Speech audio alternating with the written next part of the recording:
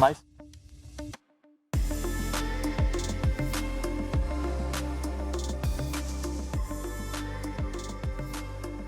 I'm Mason Corby from Downunder Dynamics, and this is my good mate Danny Helmy, who works as a tandem master here and is a pilot as well.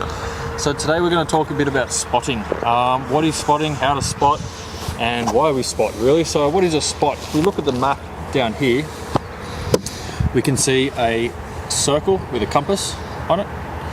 The center of the compass is over the top of the drop zone, and this is a 1 mile radius, this is a 2 mile radius. So from here, that's 1 mile gap, another mile gap, another mile gap, another mile gap. So this circle has a 4 mile radius, okay? So, or nautical mile radius, should we say. So the reason what a spot is a spot essentially is determining where we get out of the plane and where the canopies or the parachutes are going to open, okay? And the reason we do this is because different winds can affect how and where those parachutes open. Okay, so to figure out a spot, every spot each day, each load is actually different. There are some drop zones which you might have found yourself, Helmy, where some drop zones refuse to change the spot. Yeah, ridiculous. It's a bit of a pain in the ass. Ridiculous. Yeah, the weather does change, as we can see. Also, the not just the weather, but depending on what's on the load, what's on the load actually should change the spot too. So depending if we have tracking groups on there, wingsuit groups on there, you want to pick the spot not just for the winds, but also for the jumps and the skydives that are also on the load. So we'll start off with a simple spot. Okay, so as you can see here, we have a compass. Now this is for Byron Bay drop zone. It's quite easy to tell where the ocean is and the inland is. We have east here, we have west here, we have north, and we have south. Now this compass is divided into like a clock. Okay, so we have 360 and 0 up here. If you think about in terms of, say, like skateboarding, so someone doing a 360, yeah, we all know what a 360 is, or a 180. Yeah, so that's backwards, that's forward. All right, and then we have a clock here. So 90 degrees is towards the east. We have a little east here with a 90.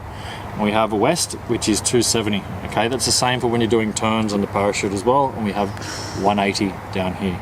Okay, so whatever it is, when you get a spot, you're going to get told, what are you going to get told, Elms? You're going to get told the spot is today 050.6 short. And what that means is you're flying into the 050, so 50 here. Look at this, pull 050, you're flying into this direction and you are 0.6 short. So if this is 1 mile, where would 0.6 short be?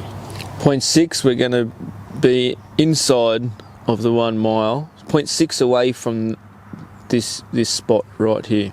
Okay, 0.6 before, I should say. Sorry, Mason. You're right. So that means the first person exiting of a mile, out of the plane 0.6 of a mile. is going to get out here. Now that means the last person, depending on how many groups there are, would be getting out along that line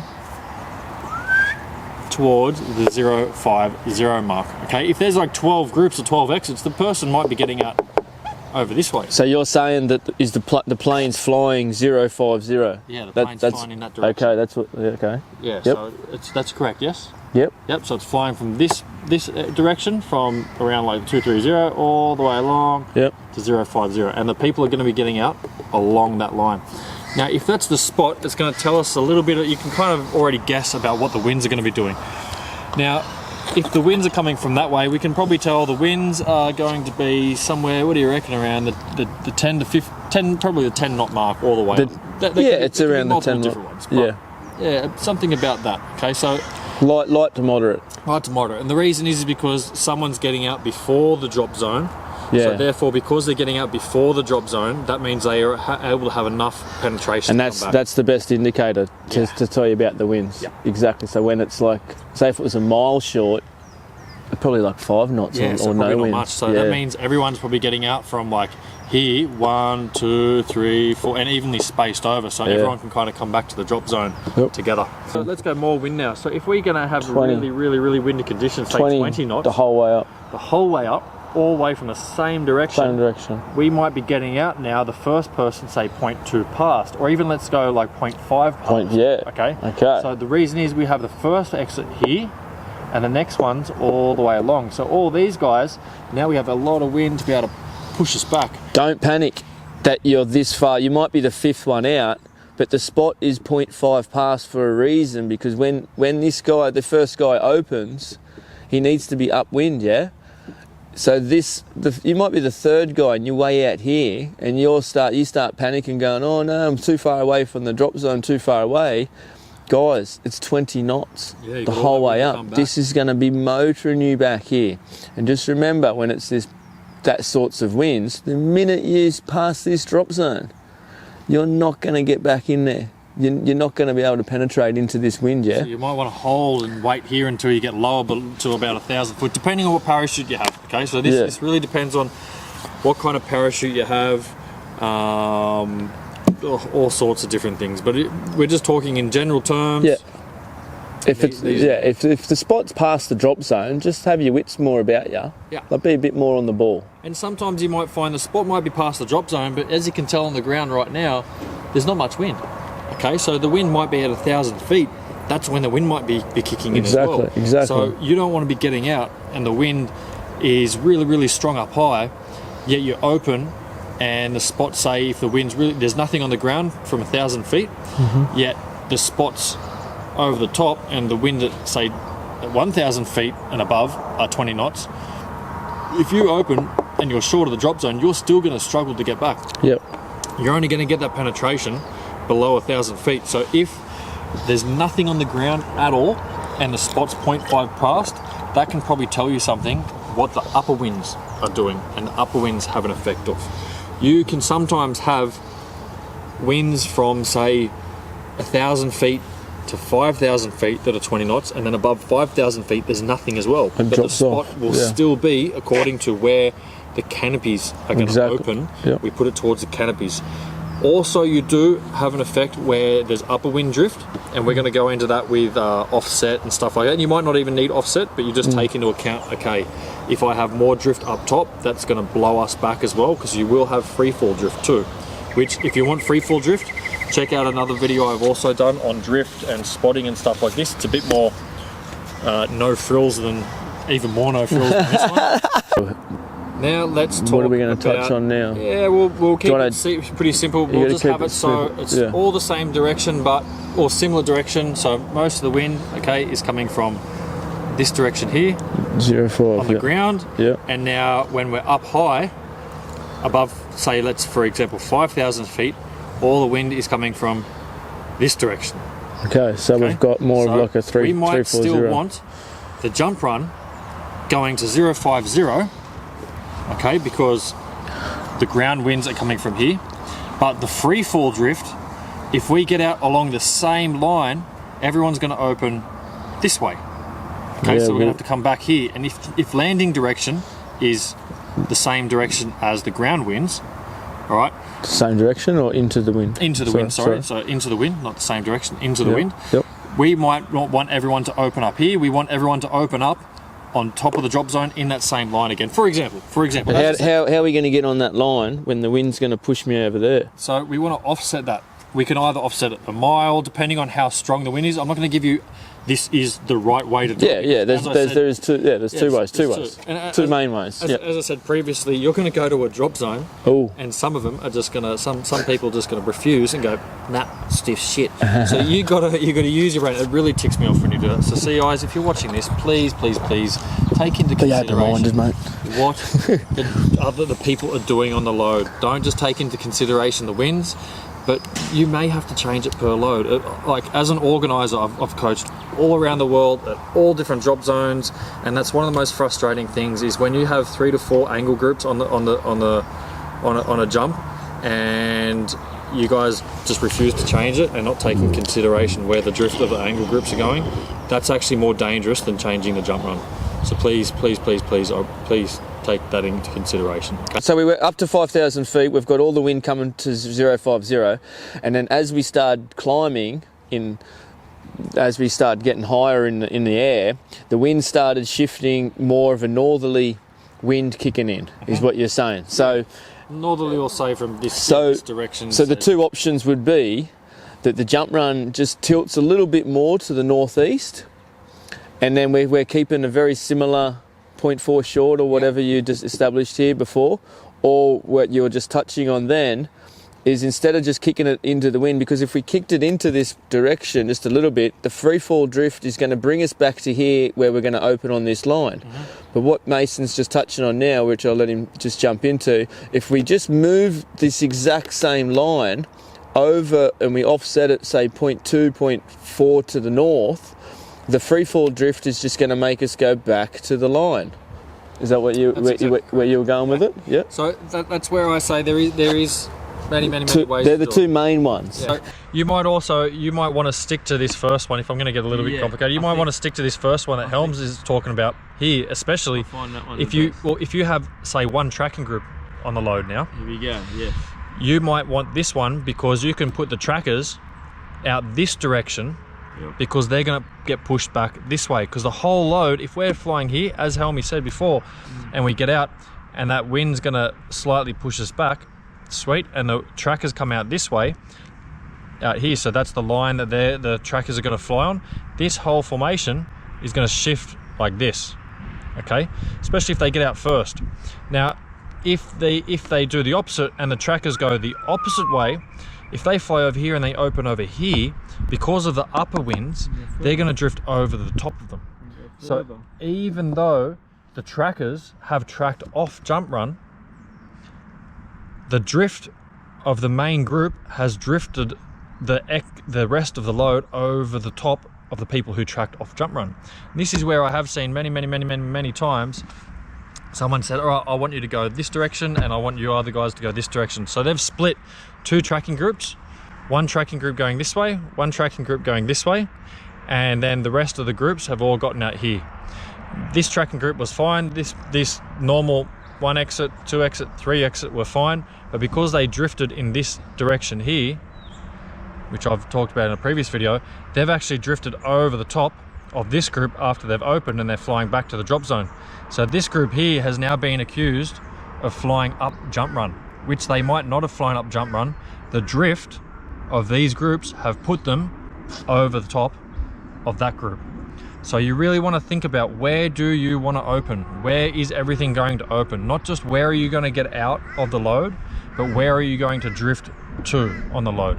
And without going too much in depth, because we can sit here and we can have a I was about to say, we can have a 3 to 4 hour bloody talk on all this kind of stuff. Really quickly, if you're bloody on one of these angles and you're leading one of these angles and you don't even understand this, what we're already touched on, don't lead an angle, please. Yeah, please don't lead an angle. So a big easy thing to do when we're drawing a jump run, let's use this piece of paper for example, and I've done this in another video as well. So if we think about, this is the first group to exit, and this is the last group to exit.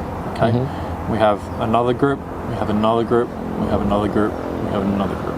All right. Now, as Helmy said, or we've both said, you're going to get different winds at different heights. So say, let's go above 5,000 feet. So we have 5,000 feet. We have 7,000 feet. And then 10. Let's go. We'll go 9. We'll go 9, and then we'll go 12. Okay. So all sorts of different ones. Okay. So this one might be this direction. This one might be this direction.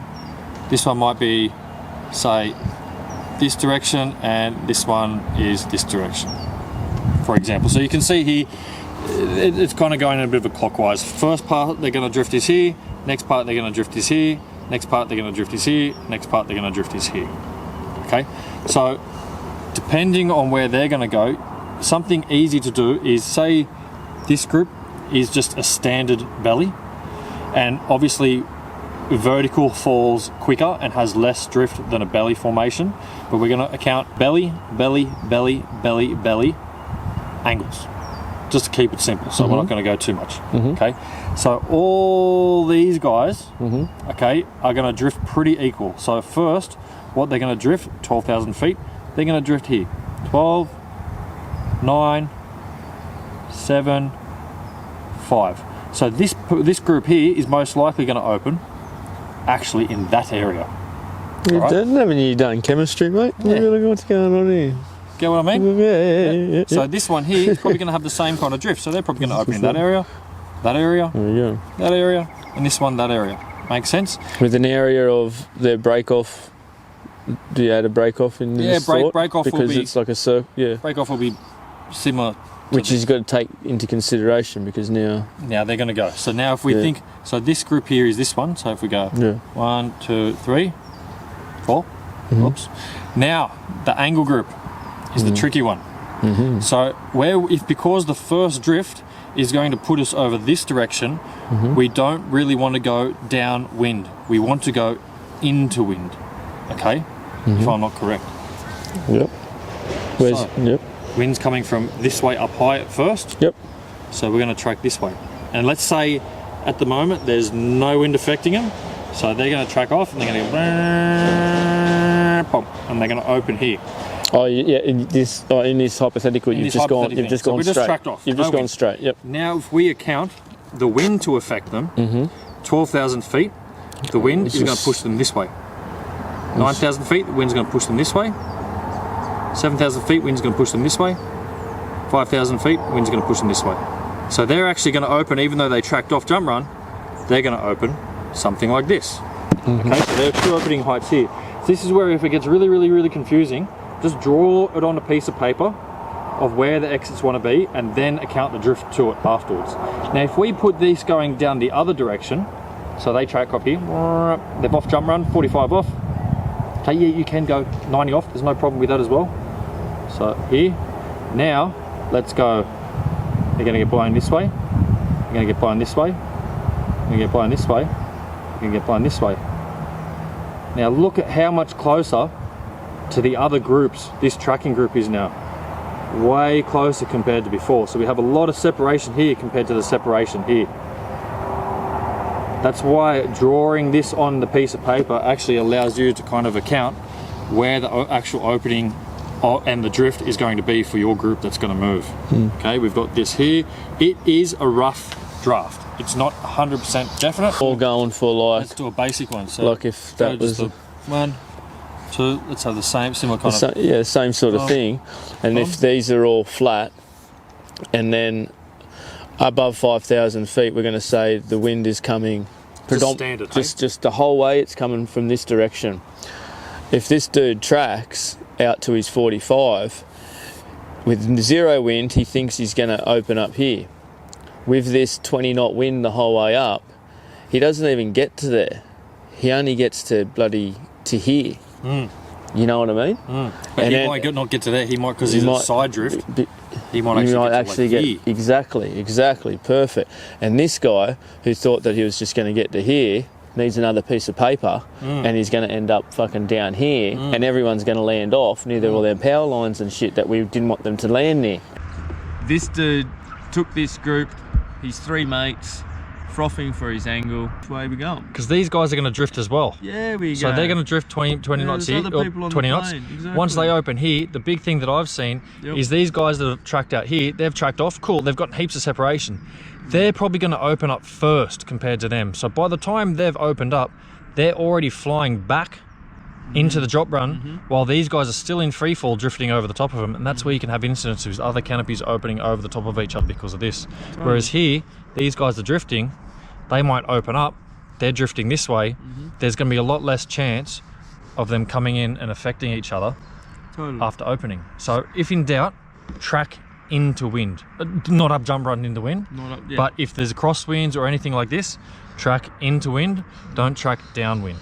Okay, just because downwind's going to get you further away, the other guys are also going to drift. So you're better off having less penetration into the wind, but you're going to have more separation in the other groups because of drift. You can go on and on and on and on with the, the group, and then we add a few more different things. But how do you understand, instead of going so far, use the same winds, whatever we used before, but if this is the first group getting out, I like to think you get out there and you got to realise where your bloody big football field is to play in, and have any fuck ups happen out here away from everyone. Does that sort of make sense? Yeah, for sure. And then like if I'm this guy and I'm a moving group 2, I'm a fucking idiot if I go to his football game. Does that 100%. Yeah, you want to track off I'm this going direction. over this direction because I've got a beautiful footy field over here. As well, I would highly recommend never having, if this group's doing turns, the first and the last group are the groups that can do turns. If you're getting out in the middle as a tracking group, you're only going straight. You're not doing any turns or dynamic or any of this stuff. Because You're straight. You're cramped. You're really cramped. Here, these guys have all this area. Okay, these guys here. You never want to do a jump in the middle and go, I'm going to do a 270. This group, if they do a 270, they do a 270 this way. You never do a 270 this way because you have the drift here. Exactly. Cool. But I reckon we leave it at that for now with these ones anyway, because it's a can of worms. We're going to do a can of worms. But points to take away from this, I think, don't land in the water. Don't land in the water. Is check the winds before you go up. If you're going to track and it's a single group, track into wind. Don't do 270s back through the group, and make sure you understand the drifts. Okay, check the winds all the way up. They can change. They can be various different winds going on. Don't be afraid to ask. Ask the pilot what it is, especially because if you're jumping throughout the middle of the day, ask instructors on the load, and if they tell you to shut up, ask before you get on the plane. I know the winds before you get on the plane. These simple things, but they're not simple. They can be just look at the clouds. That's a big one as well. Have you ever spent a day and the like when you look at your weather forecasts and whatnot, you do see that the weather constantly changes. So to be stuck on this 0.6 short at 8 AM and then think that's going to be the same spot and nothing's changed at 12 o'clock or 1 o'clock, like you got to think the winds are changing, weather's changing, clouds are changing. So just sort of be more in tune with it instead of just coming to a drop zone and being a yes man and just going, okay, what is it? Okay, yep, I just got an answer. I've got an answer. Helmy's going to ask me what's the spot. I've got the answer. I don't know what it bloody means, but I've just got the bloody answer. Oh, shit, he's not having a go at me. That's it. But you don't ever know what the spot even means. We're trying to sort of share with you what it actually means to save your own ass, so you'd get to dodge the trees and the power lines and whatnot if shit hits the fan. Because the more aware you are, the better you're going to just be in general as a skydiver. You'll come out and you're flying. You'll be more relaxed. You're not going to be in free fall thinking about what the spot is anymore or what the winds are doing, because you're going to know it's okay. And it's died off as when we went up. Yeah, have a look at the way up. You can see in the plane, looking out the window, you can see the plane drifting sideways. You can see the way the shadows of the clouds are moving across the ground. As you look up, go and look on your alti and go, okay, I'm at 7,000 feet and there's a bunch of clouds here. Okay, that's the height of the clouds. I look on the ground and look at the shadow. Well, that shadow is moving from left to right, so that tells me that these clouds and the wind at this height must be moving from that direction. Totally. You can use the environment that you're in to show you and tell you where the winds are coming without even needing to rely on necessarily the pilot. Different clouds and different cell systems are going to have different effects as well, so it does seem quite overwhelming. Cool. All right, well, cheers, Hams. We're going to crack on and go down some more rabbit holes today and see how we go. Thank you very much, guys, for listening, and if you like this stuff, like and subscribe, all that kind of crap, and